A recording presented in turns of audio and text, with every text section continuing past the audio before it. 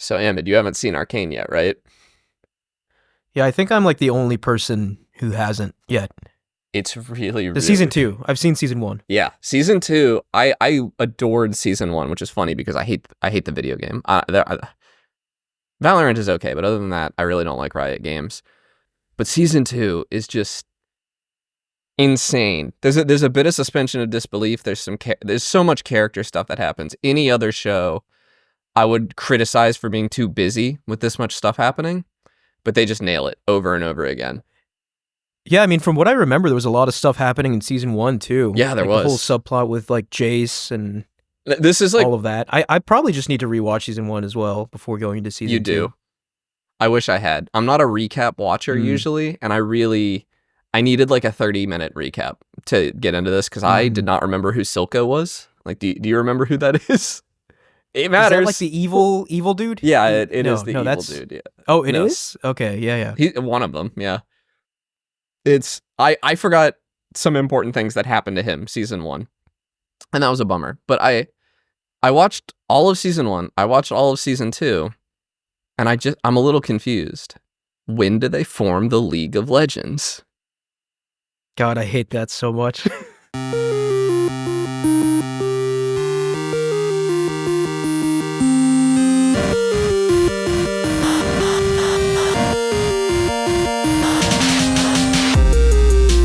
Hey, and welcome back to Gametalk. I'm your host, Em, and me on today. I'm joined by Connor. Hey, guys. And it'll just be me and Connor for this episode and the following episode. Mike is busy. It is the holiday season after all, so that's totally understandable. And today we are going to go over all the games we played in 2024 and make a preliminary list for our bracket for Game of the Year. So think of this as the prelim round. We're going to go through an extensive list of games and cut it down to 16 games. So the 16 top games of Game Talk for 2024. So there are 35 games on this list, and we have to cut it down. Oh, that's to crazy. 16, yeah. So we have to cut it in half. Yeah. Okay. So well, let's get started then. So the first game on this list is Palworld. And Palworld, it's crazy that Palworld came out this year, right? This has been such a packed year. That was January, right? It was very early. It was right at the beginning of the year, yeah. Palworld comes out, and I mean, I had a blast with this game. I think I'm a lot warmer on it than you and Mike are. Really? I would think you and Mike are both warmer than me, and even I think it goes on the bracket, personally. Oh, you think it does? I think it does. Yeah, I think it's an easy... Okay. I think it easily earns a place on the bracket. All right, so one of the 16 coveted spots have already been taken. I can already feel that this list is going to be kind of painful near the end. Yeah. But I don't know if do you want to take some notes, Connor? I'm writing down the ones that we say are going on the bracket. So forgive me if you hear me typing, dear listener.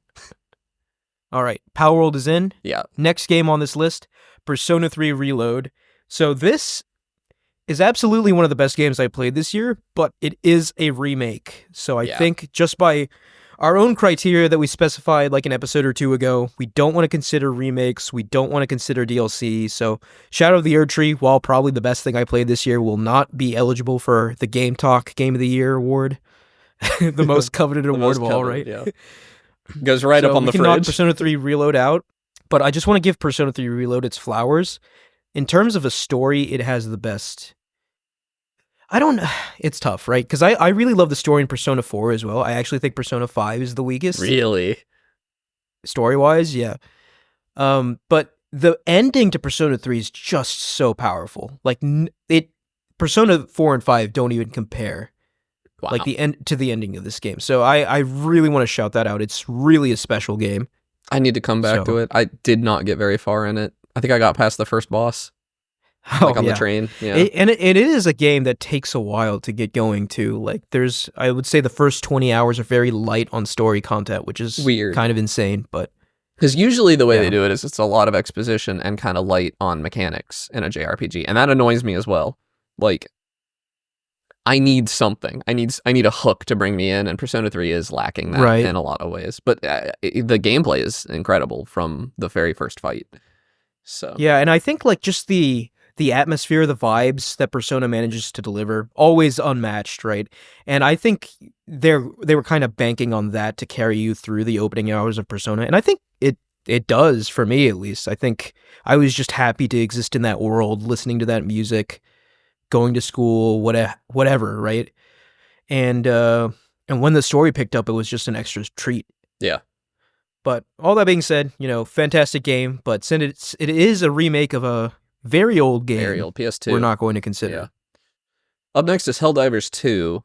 I think this is an easy inclusion in the bracket. This makes the list for sure. Yeah, it was some of the most fun I've had this year playing Helldivers 2 with you and a bunch of others. Yeah, and we don't do that much. And you and I don't play games together.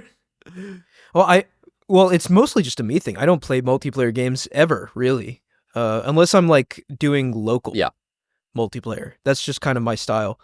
So for me to kind of break that and play Helldivers, like it was almost like being back in the Halo 3 days for me, where it was just like I knew I had this group of people that I could just jump into this game with and have a great time. And for as long as that lasted, it was fantastic, man. I kind of miss having something like that. Yeah, I wish Helldivers 2 did not hold me after the first month or two. The updates have been it's just tough, right? Like the content's for ongoing game like this, you just have to have like so much content come so fast, and it's just unrealistic for basically anyone who's not Fortnite to do. Or Capcom. I would argue Monster Hunter does it pretty well. They don't have as big a player base, but it is rare though. It is rare, and I'm sure that the next time Helldivers drops like a major update, I'm sure I'll at least check it out. I don't think they still haven't added another enemy type, which is crazy to me. I was certain that would be. Yeah, they teased that. They teased that forever ago, Yeah. and I don't know what's holding that up. Yeah, but I think it gets its place. It was really, really fun while we played it. Yeah, it was a blast, and impact of that game too, especially like from a PlayStation perspective. Yeah, I mean, it was their first super hyper successful live service game. To today, their only hyper successful live service game in a sea of failure. All right, next game, Balatro. Balatro might take not it even all. a question. Yeah. There's no caveats here. No, not even minor ones. Like absolutely, it's on this list. It might win the whole thing. I've been itching to play it again the past few days. I don't know if we want to talk about it, because we'll certainly talk about it when we talk about Game of the Year. We're going to talk about Balatro. Maybe we could just say it's in and move on. Yeah, insanely good card game. So next up is Infinite Craft. I think I played this for like 30 seconds. I think this was a Mike game. Yeah, this is a Minecraft mod. No, this was big with streamers. It was it's like AI powered, and you type in, like you have to combine words to get other things. Oh, I remember him talking about this. This was big with streamers for a while. I liked watching people play it. It's only on this list because this list is comprehensive. This is every game we talked about this year. I don't think Infinite Craft belongs on the bracket. I don't want to speak for Mike. I can't imagine. Maybe I will, because he's not here.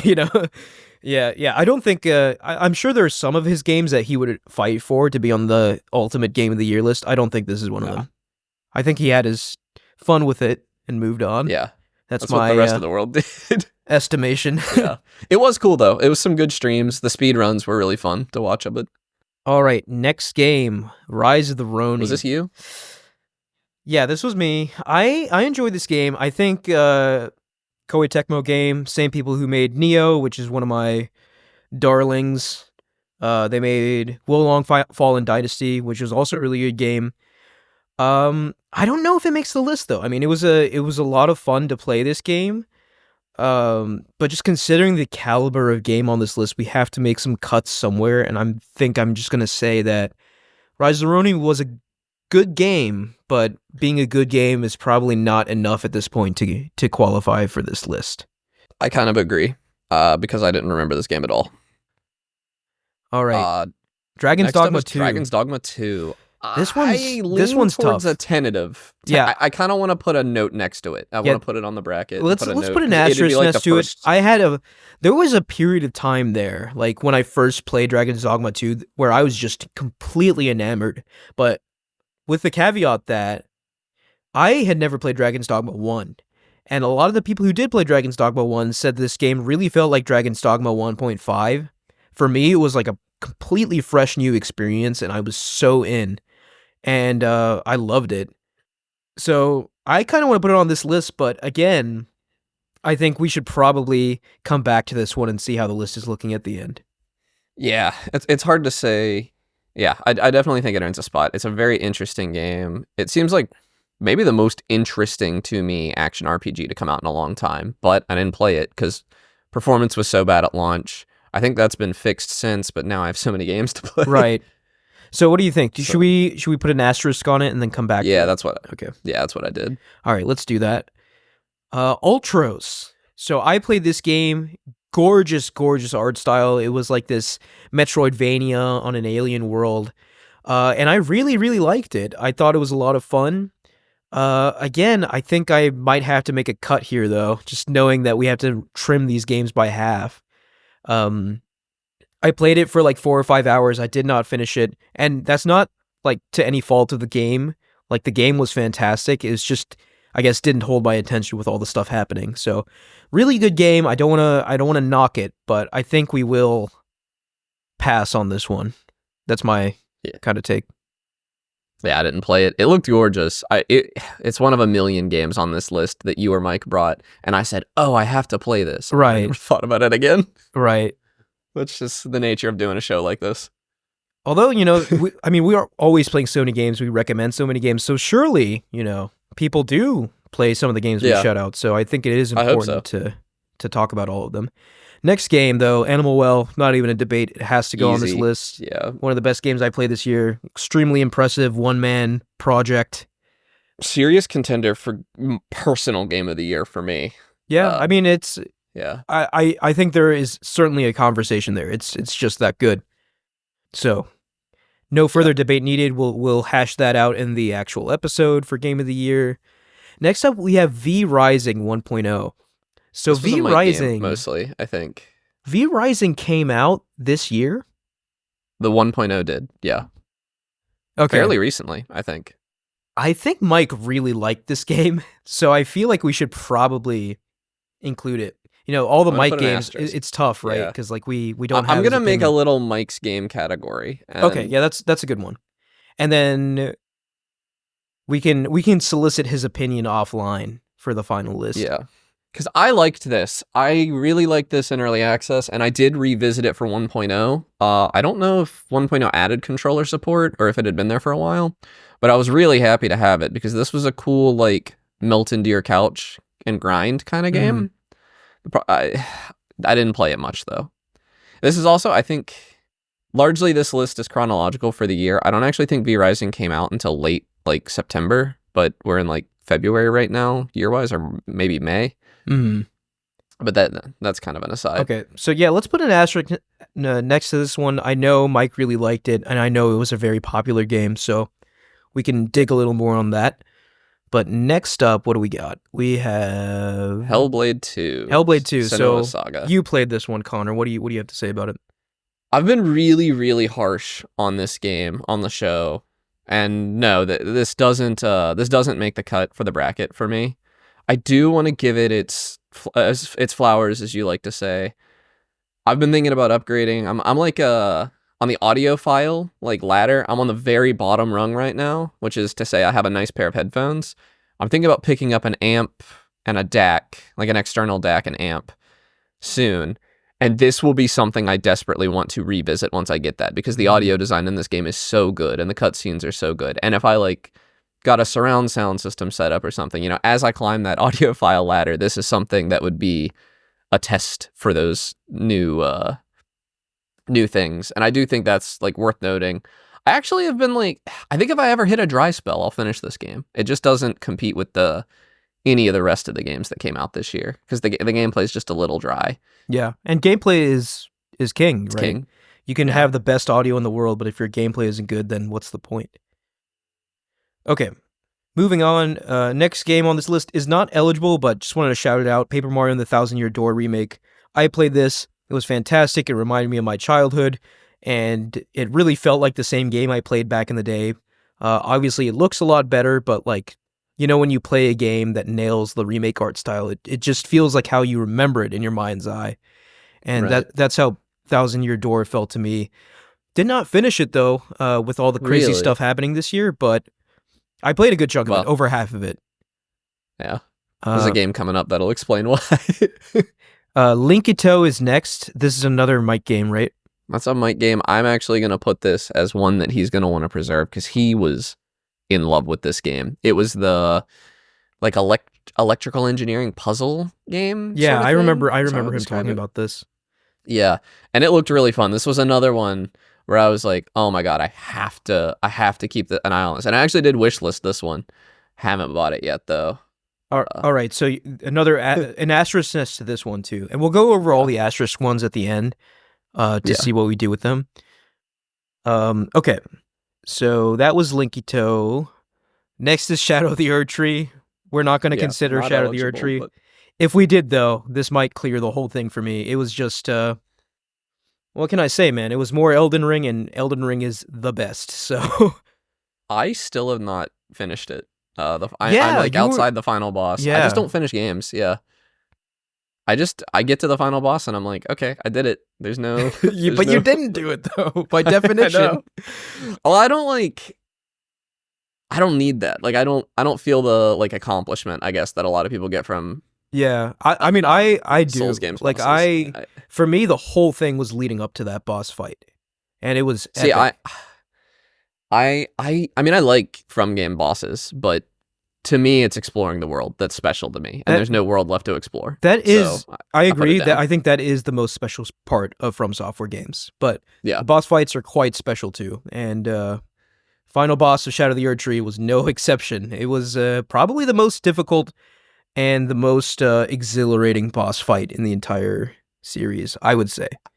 I don't believe I ever beat Millennia either, and it took me. It was over 8 months after Elden Ring came out that I finally beat the Elden Beast or whatever it's called. Oh, Like, yeah, I yeah. just don't. I'm just not a finisher of FromSoft games. Well, Great that's game, fair. though. Yeah, it's I mean, it was probably the best thing I played this year, but we're not gonna include it on this list. So Yeah, there you go. All right, next, EA Sports College Football 25. So this was a pretty did you play big. this? I did not play it. I know Mike Me played neither. it, and I know a lot of people played this.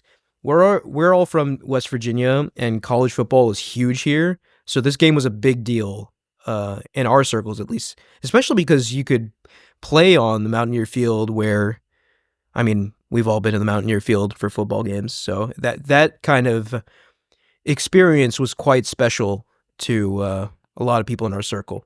I don't care about I have an football though, admission. so I have a confession. yeah. I've never been to a mountain. Oh, football really? game. Never? Yeah, never. Not a single time. Yeah, I've only gone like a couple times. Like I go to the tailgates more often, but like I've gone into the field a couple times. Yeah. I'd only been to the stadium one time, or the field, or whatever football players call it. And it was like my freshman year. It was like an orientation thing. That was the only time I ever went. EA Sports College Football. I didn't play it. I think Mike is gonna fight hard for this one though. I think he really liked this game, and I honestly, like, if we're looking at this like 10,000 foot view or whatever, I think this belongs in the best 16 games of the year. People were really, because we get so many bad football games, and this Yeah. one was like interesting. I That's always fair. hear the college ball games are better. But it is our list and not the It is our people's list. So I say we put an asterisk on it. This will be another one we consult. It's a Mike's Mike. game. Yeah. Yeah. How many games are on the list? Like on the list so far? Just out of curiosity. 5 games on the list. One of those has an asterisk. That's Dragon's Dogma 2, and then 3 that we've called Mike's games. Okay. Yeah, I think that's a pretty good pace for Yeah. what we're doing here, right? Yeah, Hopefully I we don't have think- to I make think any we're tough good. choices. Okay, next game, Cataclysmo. Again, I have another no idea Mike what game, this right? is. I don't know what this is. So we're just going to move past it for now. I Asterisk don't it. see him defending this one, so I'm not even going to put it. Yeah, okay. Yeah. Abiotic Factor, though, I feel like this probably should be on this. This, Yeah. yeah. This was an incredible game. Even though I didn't play it, I've seen a lot of gameplay of this game, and it looks like a blast. It does. It would be really cool if we like if the three of us could play this game for a bit. Yeah, I think so. It We would be could put that together. It would be a good game to do. Like, because we did what was it, that horror game, Phasmophobia? Oh, did we? We did that together as an Okay, that episode was once. fun. Yeah. Oh yeah, we did. That was cool. Yeah. Yeah, Lethal Company was. Did we ever do Lethal Company together? I No, don't we think didn't. did. Yeah, that's should've. another good one. Yeah. Good one to revisit. Yeah. So yeah, I think Abiotic Factor makes the list. Super Mario Eclipse. Now you played this game, Connor, and it is a mod. It's a mod. Yeah. Of Super Mario Sunshine. So for that reason, I don't think it makes the list because it's essentially a DLC, I guess. It is a gigantic mod for Super Mario Sunshine. I just wanted to shout it out again because I think we have a lot more listeners than we had last time I talked about it. And I loved this game. It was just a really, really nice way to re-experience Super Mario Sunshine.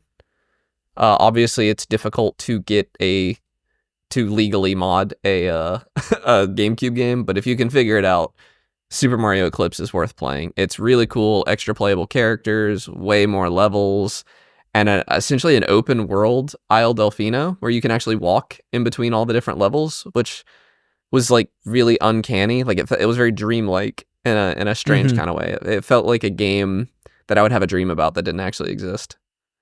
Highly recommend. Not going to be game of the year. Well, I'm glad you at least shouted out again. The next game on this list, Black Myth Wukong. This one's tough. I'm leaning towards yes, putting it on the list. I think it we was have enough room. Yeah, if we have enough room. Let's tentatively put it on the list because I think it really was it was a very good game. I just can't help but feel it was a tad bit overrated. Yeah, I get that. But like, because that sucks, right? Because like the developers genuinely made a really good game. It's just that people were hyping this thing up to be the greatest thing ever made, and it's not that, but it is a very good game. Really good combat, gorgeous world, and the whole Journey to the West aesthetic it nails. Like the intro to that game is really something special, like a real like spectacle. That reminded me of the opening to something like God of War 3, where it's just the Wukong facing off against like an entire pantheon by himself, and the spectacle that goes along with that. I have to imagine that was a big inspiration for them. Oh yeah. And this game I do intend to come back to and complete, because I think I was around halfway through when I stopped, and I thoroughly enjoyed every minute of it. Yeah. Okay. Next, Tactical Breach Wizards. You played this game, Connor, and I think you're gonna fight for this to be on the list, right? I am gonna fight for this to be on the list. This is one of my favorite games I played this year. It was really good. I'm actually really disappointed in myself for not finishing it, but you'll see the next few games we talk about, and you'll see why it kind of fell on the back burner because of some much bigger, more exciting games for me. Yeah, this is definitely. I want to finish this. I was actually like in love with the characters in this. And just a very addictive game loop to like I guess I don't really get it that much from FromSoft games, but I did get a huge feeling of satisfaction from completing a level with all of the little caveats they gave you, all the bonus objectives in this. I felt so good when I could pull it off, which took me a long time because I'm not that good at strategy games. Yeah. I'm not going to fight you on this. So this to me clearly is a really good game, so I think it should be in contention. So it makes the list. Next game also makes the list. Astrobot. Astrobot, yeah, I'm not going to I don't think I have to defend it here. No, it is. Had I played it, I would probably be here defending it as Game of the Year. I just didn't get to play it. Yeah, I personally think, much like the Game Awards, Astrobot has a chance to win our Game of the Year as well. It's going to be kind of tough because only one of the three of us played it, but I just think the quality there, the quality is just there. Yeah. So, all right. Next, Satisfactory, also on the list, has to be on the list. Has to be on the list. I'd already typed it. Yeah, it's all three of us have played it. All three of us loved it. And apparently, did you ever play any more of it? No, I haven't. Satisfactory is going to be one of those games where I will come back to on and off. Yeah. So. Granted, that's going to be challenging, right, with the whole like factory layout. But if we had a listener's choice, I think this would be Game of the Year. Oh, absolutely! Listeners. Yeah, like a 500,000 views on TikTok or some nonsense like that. Yeah. But no, aside from that, though, it's just a fantastic game, and all three of us loved it, so it has to be on this list for Game of the Year. Next up, we're adding a lot of games to this list, and we're gonna have to make some tough choices, I feel. The Plucky Squire, no. No. I'm sorry. I know. So apparently opinions are pretty divisive on this game. Like there are Really? some people that really like it, and its Metacritic score is actually like I think in the 8s, which is Is it like an baffling to 80 me. that's made up of like 10s and I think so. 5s though? Like I'm on the yeah. camp though that I think this is a very bad game. It's not fun to play. I And was excited the to play charming this game. aesthetic of it does not save it, in my opinion. No. I was So- excited to play this, and your review like took the win from my sales, and I Yeah, I mean, get you it. might feel differently, but I don't think I No. would. no. Yeah. Thumbs down does not make our list. Sorry. Okay. What do we got next? We UFO have 50 is up next. That's so tough. None of us played it, right? I played it. Oh, you did I played play it. yeah. Okay. I played a yeah. good bit of it. It's one of those where if we had a spot open at the end, I Yeah. would put it on, but it doesn't do it for me. It doesn't make the That's cut. tough. We're gonna get so many haters for that opinion. It was Yeah. really good, and it also got hurt by coming out around Satisfactory. I didn't get to play it that much, Yeah. but I did really like it. A lot of the reason this game doesn't like really do it for me is that I did come in with eyes clouded. I wanted this to be something it wasn't. I wanted there to be like a I know what you're trying to say.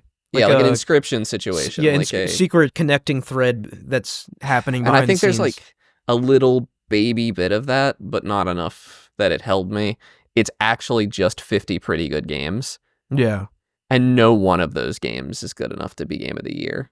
So Yeah, I mean, this is our list, right? So if you feel that way, we can... yeah, Shoot I it just down. if it made it in, it's going to get eliminated round 1. I like it less than any of the other games that we've talked about so far. All right, so That maybe made we the just list. need to be honest and say it I think doesn't make the list. it. Yeah. Okay. Sorry, Ryan. Yeah, sorry, Ryan. I did Uh, like it. I liked. Obviously, I liked almost all the games that we're talking Yeah. about. Did you play like most of the games on UFO 50? No. I Yeah, played. so there might be some maybe- on there that like might have swayed your opinion, you know? Yeah, I But kind you of. didn't play them, so. I looked at what the best ones were online and played those. Yeah. All Next right, up is next Zelda one. Echoes of I'm curious Wisdom. to hear your thoughts. Yeah, Zelda. Because I didn't play it. I want to play it. I will play it eventually. But does This it is make our Game of the Year list? It's an asterisk. I Okay. think if it comes down to Echoes of Wisdom or Dragon's Dogma, I would put Dragon's Dogma on. Really? It's just Surprising. like a 7 out of 10 game. It's good. I had a good time playing it, but it didn't really. I didn't finish it, and I had time to finish it. Like I don't feel super compelled to go back to it. I enjoyed my time with it. I really just think the UI is so bad in it that it does detract from the experience. Like having to go through that stupid list to find Yeah. what echo you want to summon. That's really, really bad, and it does make the experience worse. And it was also just it was a really simple Zelda game. It was in the style of Link's Awakening. Yeah. But Link's Awakening has something to say, kind of. Echoes of Wisdom didn't really feel like it had anything to say. It was just a fun adventure. You finally get to play Zelda. That was fun. And it flows well. But it's just a good game. It's not the best of the year, certainly. Okay, so asterisk? Asterisk, I'm thinking. Yeah. Okay. So that's Zelda. Next game, Shadows of Doubt. Mike was huge on this game, so Yeah. I feel like this probably will make our list, but let's put an asterisk on it just so we can consult him. Yeah. And get this his was the procedural detective game that Yeah. Of all the games that I've added to my wish list after hearing you guys talk about, this is the one that I actually look at and think about buying all the time. This is like top of the backlog for me for when I Yeah. have a dry spell. It seems very neat. Yeah. Yeah. We just don't have the authority to make this decision. Right. Yeah. It might actually be bad. And the Yeah, opinion maybe could it's have bad. soured, Yeah. and neither of us played it. Yeah. Next game, Dragon Ball Sparking Zero. No discussion. On the it's list. on the list. On Yeah. the list. Yeah. It could go all the way. And I sincerely mean that. Don't Me think I'm too. memeing. Yeah. I think there's a really good chance Dragon Ball Sparking Zero wins it all because you and I agree on it. And it'll Yeah. get pushed through any battle it's in. Right. Yeah. It's just, but like speaking on it more seriously, this was just the love letter to Dragon Ball fans. To Dragon Ball fans and to fans of the Budokai Tenkaichi games. So there's a lot of nostalgia there that does a lot of work. And plus, I don't want to bring this up because it really doesn't, it's not relevant, but it is at the same time. Akira Toriyama dying earlier in the year, and then this game coming out and really just showing you that the spirit of Dragon Ball is here and strong and not going anywhere. It means a lot to me. I'm really glad this game was here to show us that, because I do not feel like Dragon Ball Daima is doing that for me. You know, I watched a few more episodes and I'm kind of liking it now. You're liking it? I'm up. It's like, what if Dragon Ball GT, but the adventure bits were pretty good? That's my current take on it. See, I'm caught up on it and I don't like it, but I okay. So you've seen more than me. I've seen all of it so far. Yeah. Okay. So Sparking Zero on the list. Next game, Metaphor Refantazio, 100% on the list. This is on the list. Yeah. This is on the list. Another one that could take it all. I'll talk about this later, but I finished the game and it is 100% on the list. Amazing. Yeah. Fantastic. And just the what can I say? The Persona team can't do any wrong. They know how to make games, man. They know how to make games. All right.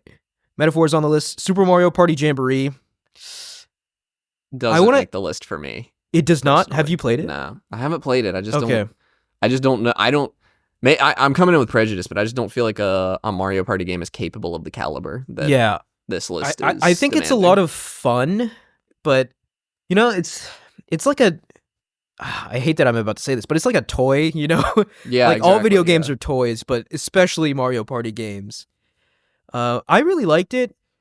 But yeah, let's go ahead and eliminate it. I think we have a lot of asterisks, and I don't want to cloud the discussion with it. But it's a fantastic game. One of the best Mario Party games as well. So it's really good. Next game, Call of Duty Black Ops 6. I kind of want to put it on the list. Controversial. Yeah. Yeah. Yeah. I think I don't even put an asterisk next to this one. I think it's on the list. I think it's on really the list. fun. It's really good. Yeah. So we typically hate on Call of Duty, but this one was really good. No, this game has me like rethinking, like, am I gonna like GTA 6? This has me rethinking everything. Yeah, you can't like you have to give everything a fair shake, right? Like, yeah, and I do. I try to. Yeah. And if you're gonna give it to me for free, Xbox, I like Call of Duty. Yeah. I mean, they just like the three pillars of this game: the campaign, the zombies, the multiplayer. They knocked out of the park with every single one of them. So you get the whole package with this game. There's no caveats there. So it's on the list. Next game, Life is Strange Double Exposure. Definitely not on the list. I enjoyed it, but not enough to put it on the Game of the Year list. And in our episode talking about it, I talked about how the ending really soured the whole thing for me, and I still stand by that. So, yeah. Next, one of your favorites. Yeah, not eligible, but Factorio Space Age. Still sour grapes on this DLC. I'm afraid I am still on Gleba right now. Oh man, really kind of taking the wind out of your sails. It's a real momentum killer. I have not played. My friend started a new save. He started a Death World save because we hated Gleba so much. He's not even playing on that save anymore. I have like all the ingredients to get off Gleba now. Essentially, I just have to build it, but I just haven't been able to like get myself to do it. I have a long bus ride that if I can stomach the Steam Deck controls, I might do that this weekend. But it's just Gleba's. I still don't even think Gleba is bad. But man, is it a pace killer. I don't know if it should have been later in the DLC. I don't know if it just should have been more clear what to do, but something about it just doesn't flow the way the rest of the game flows, and that really killed me. Wow, yeah. Way more negative than I was expecting, right? Because like the rest of the DLC seems to be immaculate. Incredible, yeah. And like Factorio in general is incredible. Again, not eligible to make the list anyway. It is a DLC, so but we have to stick to our principles here.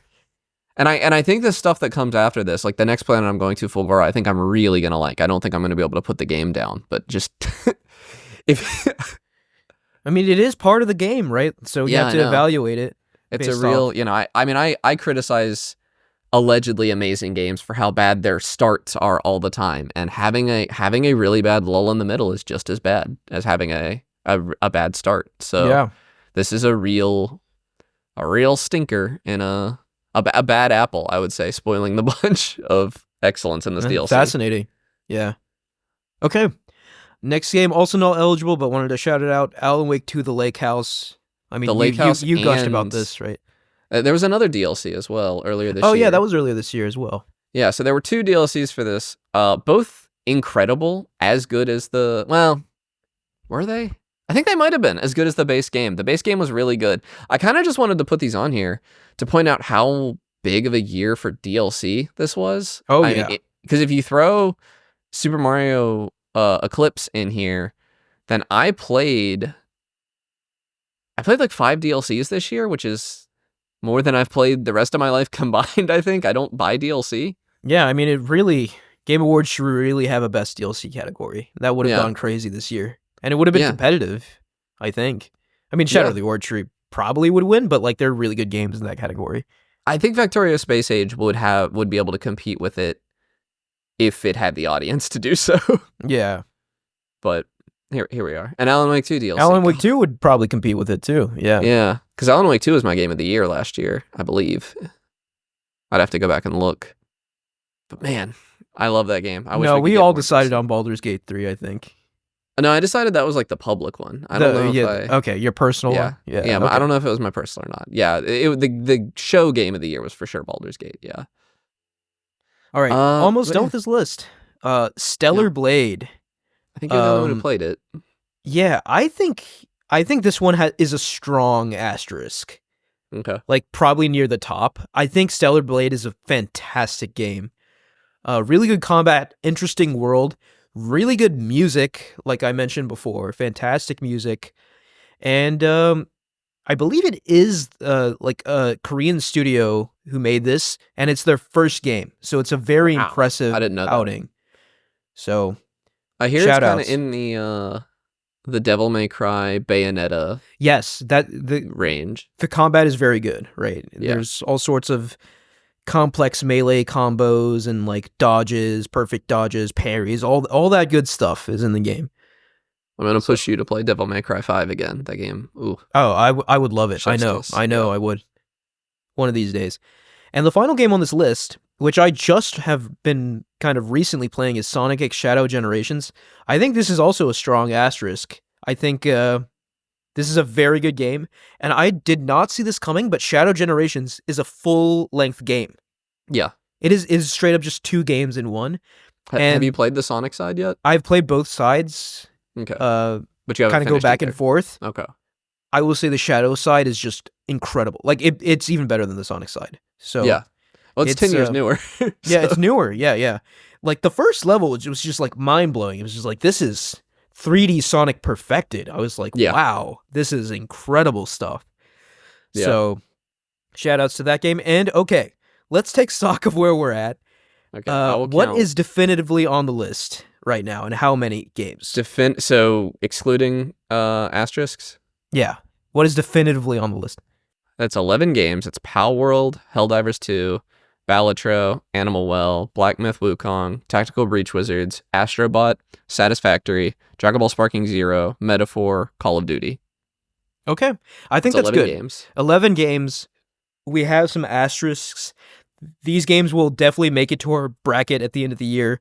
I think we probably need to have like a side discussion with Mike with all the asterisk games and see what we want to, the final 5 games we want to push forward. Does that right? So just by the numbers, so we have 4 asterisks between you and me: Dragon's Dogma 2, Zelda Echoes of Wisdom, Stellar Blade, Sonic X Shadow, and then 1, 2, 3, 4, 5 Mike games. And of Mike's games, I think I'm pretty confident two of them are going to make the bracket. So we are going to have to make some painful cuts, I think.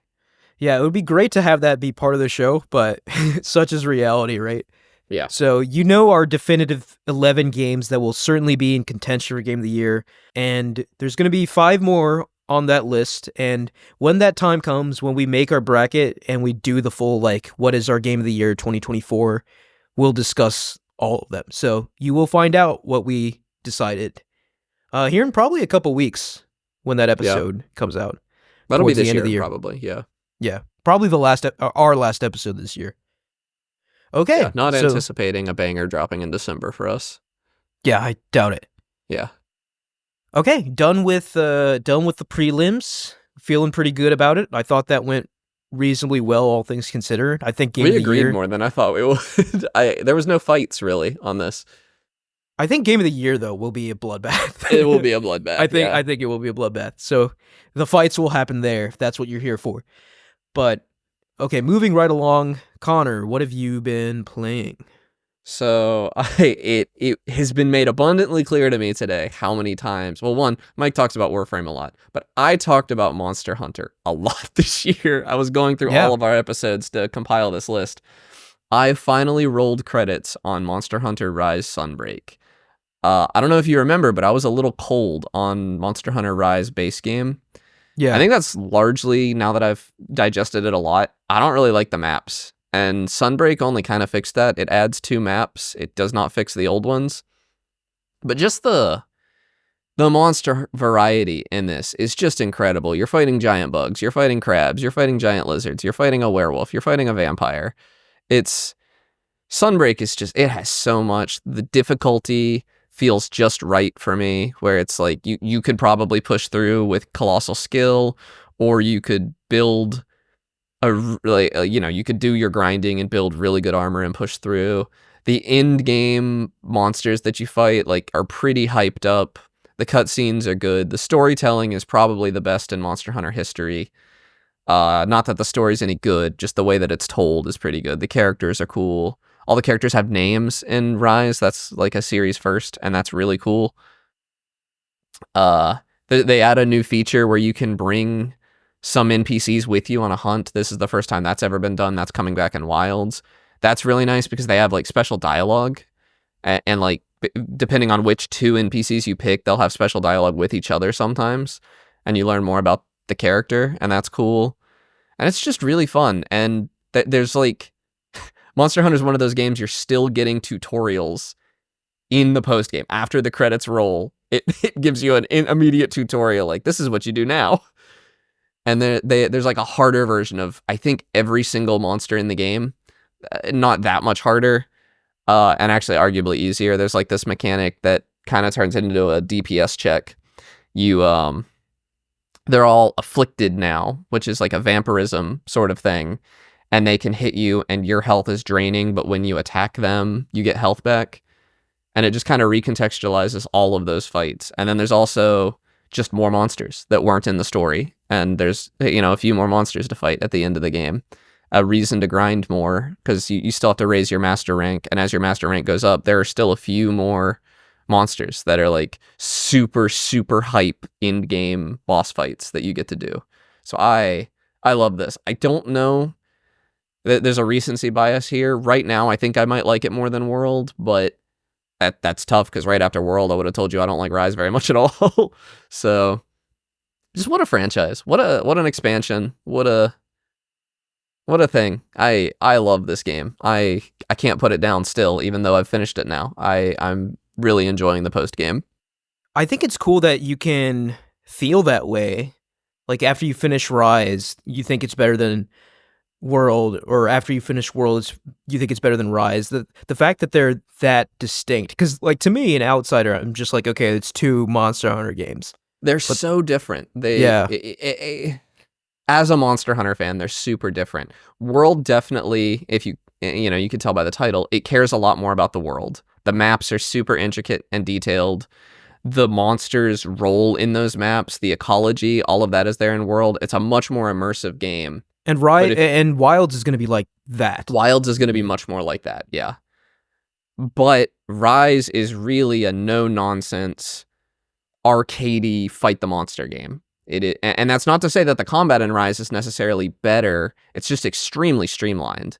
I suspect I will like the combat in Wilds as much as I like the combat in Rise, but it's going to be slower. Rise is very fast. The monsters have smaller health pools. It's a portable focused game. It's made to be able to play through a round of it really quickly. And I don't know. I'm glad that Monster Hunter is not a franchise where I have to step back and be like, man, I don't know which way I'd rather the series go, because there's going to be another Monster Hunter portable game in 2 years. So. Yeah. Oh, that's awesome. All right. I have finished finally Metaphor Refantazio. And what a game, man. What a game. I think on one of my previous updates to this game, I said it really feels like I'm going on this epic, sweeping journey with my friends, and I said that like, 30 hours in or something? And that absolutely ended up being the case, right? Like, it took me just over 90 hours to finish the game. I think I played it a lot slower than most people, and there were also some times where it was like idling or whatever. I think a normal playthrough is around 80 hours. Okay. But it delivered, man. Like, this story of royalty, of like what it means to be a king, of just uncovering the mysteries of this world. Because I think you remember from your brief time with the game, Connor, there's like this interesting kind of conceit in this game where humans are the monsters, right? Like, there's these monsters called humans roaming the countryside, and I did not get what's far the enough deal in with to that? know anything about What's that. the deal with like the novel, with the picturesque, like idealized utopia? What's the deal with like all these different races? All of those questions will be answered, right? Okay. The game does a very good job of tying up loose ends. And to me, right, like, I saw some people online discussing, oh, like, maybe they'll do this, do that for a sequel. To me, this game, like, pretty definitively, I feel like you could just leave it here and not make any more games. And I would be totally fine with that. I think as, like, this standalone offshoot thing from this team that normally makes Persona, I think this was a fantastic entry. And, like, I would absolutely play a sequel if they decided to go that direction. I just think it doesn't really need it. Yeah. With how it concludes the game and the story. And one thing I will say is that the story obviously asks some very tough questions, right? Like, what does it mean to be a good ruler? I mean, no one really has the answer to that, right? Like, there's so many tough, layered situations in which you have to make decisions where, like, yeah, it'll benefit some people, but, like, it'll really screw over some other people, that sort of thing. And the game doesn't really shy away from that complexity, and I like that a lot, especially, like, considering the epilogue. And I'm trying my best to avoid spoilers here, but the epilogue to this game is pretty extensive. Like, this thing has more endings than Return of the King. Oh, wow. It's just kept going, but I think it was a good idea to do that, because that really fleshes out the world and the story more, because the story could have very logically ended at a certain point, and, like, you would be left asking, okay, but, like, what happens after that? But the game kind of explains what happens after that, and I really commend them for that, because I think a lesser game would have just left it there, but this game takes the time and the effort in the epilogue to tackle some of these questions, right? Like, some of these questions that don't have easy answers. So I just think it's a really well-made game, very thoughtfully constructed, a lot of plot twists that I really enjoyed. And yeah, I do feel kind of sad that it's over. It's like I just binged a 300 episode fantasy anime, and now it's over, and you know, I need the hangover after that. Yeah, so that, I mean, that's what it is basically, right? And I think the villain was really well realized. I think I just want to shout out the cast too, right? Like, obviously it's no Persona cast. Like, the cast of Persona 4 especially is like the most near and dear to my heart, probably because it was the first one I played. But this cast is no slouch either. I really, really like all the people in this party. All the additions were logical, and like all the additions gelled really well with each other. They really fit well as a group, and I'm just happy to see them together. Yeah. And obviously, like, Persona games are very good at that. Like, I know it kind of sounds like I'm dogging on Persona 5, but like, the group in Persona 5 was actually my least favorite. That's crazy to me. Out of 3, 4, and now Metaphor, and 5. I don't know. Like, I might just need to replay it to, and that's not to say it's bad. Like, it's all excellent. It's just that if I like had to rank it them, being my first to me. Yeah, no, absolutely. And that like, I often think about that. Like, I probably hold Persona 4 in such high regard because it was my first. And it's just like the first time playing a game like this. There's no other game that really does what Persona or Metaphor does. So having that experience really imprints on you. But yeah, I really like the cast of characters in this game. Their story arcs are all well told, like their individual character arcs as well as their contributions to the larger plot. All of that's really, really good. I know these statements are kind of awkward without talking about actual story beats or spoilers, but Yeah. I'm going to avoid doing that. I thank you, because I am probably going to play this game next year. Once we, I mean, things are slowing down now. Actually, the game releases. So I just I don't know, man. I could absolutely see Atlas doing here's the Royal edition of I know. of Metaphor, which I would hate, I would be so mad. I hate that they do that. Like, they did that with Persona 4, they did that with Persona 5, they did that with Persona 3. So I mean, Pokemon and Monster Hunter both used to do that, and they both stopped and started doing DLC. I don't know why Atlas can't get with the program. Yeah, I think I read online that Atlas is planning to switch to DLC in the future. I don't know how true that is. I hope that's true. Like, I would like, if they were to continue Metaphor, just give me a sizable DLC. Don't give me the whole game again with a DLC tacked on at the very end. That would be miserable, right? Like, because Metaphor is fantastic. Persona is one of my favorite games, but I don't want to play all 100 hours again to get to another 50 hours of content. But yeah, I mean, Metaphor Refantazio, one of the best games I played this year. I think it's certainly a candidate for King of the best game of the year. I was trying to make a Metaphor thing. Oh, okay, it didn't really, right? Yeah, well, it didn't really pan out, but A for effort. Yeah. But yeah, that's the other whole thing too, right? Like, me, I'm a sucker for a good tournament arc. This game, it's not a traditional 1v1 tournament arc, but it is a tournament. It's an election to decide who will be king, and kind of weirdly timely with what has happened in the U.S. here recently. But it's about stopping a tyrant, basically, from taking the throne. And spoilers, obviously, unlike the US, they were successful. But yeah, obviously the good guys win at the end. This isn't this isn't The Last of Us or something. It's not real life.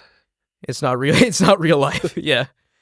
But even if the outcome is very predictable, it's about how the story is told, the journey to get there, and that is all immaculate. So, huge shout out to Metaphor Refantazio. I miss it already. I finished it Sunday, and it's funny because I was just like, okay, I'm gonna sit down and finish this game. I probably only have 2 or 3 hours left. I was there for 12 hours. So I went to bed at 3 a.m. I was miserable the next day, but I was determined to finish the game. And I did. It's just it's a very long game. So yeah. I on that note, I forgot to mention my playtime for beating Sunbreak. I have 110 hours in that game now, and it's all in one save file. So I think it was about 100 hours to actually beat it. 100, 102, something like that. And then I played another 10. Yeah, Monster Hunter games are serious business. Yeah, huh? there's a They're lot all of 100+ hour affairs. Once you have the DLC, they're 50 hours pre-DLC. So yeah, just be ready for Wilds to eat you alive. Yeah, I'm looking forward to it. Yeah, me too. 2025 is gonna be sick. All right, I think that's it, right? Do you have any other games you want to shout out? Not when we're doing a double. We do have another episode to record. So, all right. Thank you all for listening. You can follow us at Podcast Gametalk on Instagram, YouTube, Twitter, and TikTok until it's banned allegedly in early January. We'll see how that goes. Please like and review us on Apple Podcasts, SoundCloud, Spotify, or any other podcast services you use, and click the link in the description to join our Discord and talk to us there. Thank you, Connor. Yeah. See you next week. See you next week. Bye.